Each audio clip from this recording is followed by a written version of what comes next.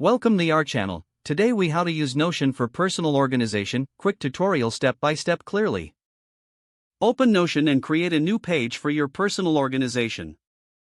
Choose a suitable template or start with a blank page based on your needs.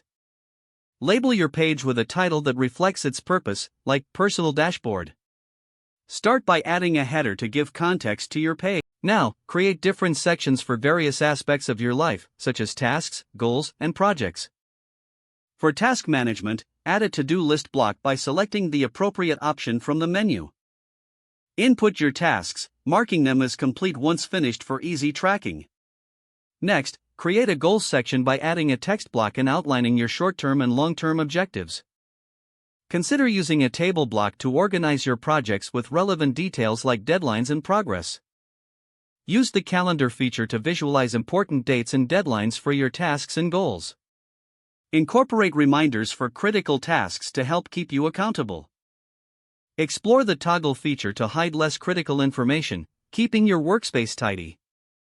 If you have recurring tasks, use templates to streamline the process when adding them. For inspiration, add a gallery block to include images or quotes that motivate you. Remember to regularly update your Notion page to reflect any changes in your priorities.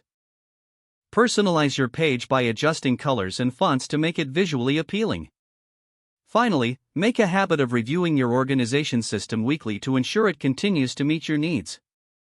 If the page does not load, refresh the browser or try again in a private or incognito window.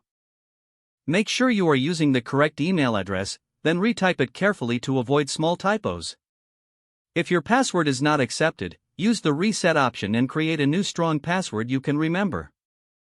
Check your spam folder for verification or security emails, then complete any requested confirmation steps. Enable two-factor authentication if available to improve account security and reduce unauthorized access risk. After signing in, review your profile details so your contact information and settings are accurate and current. If you see an error message, note it down and try again after restarting your device and internet connection.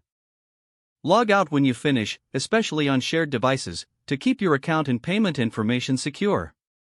If the page does not load, refresh the browser or try again in a private or incognito window. Make sure you are using the correct email address, then retype it carefully to avoid small typos.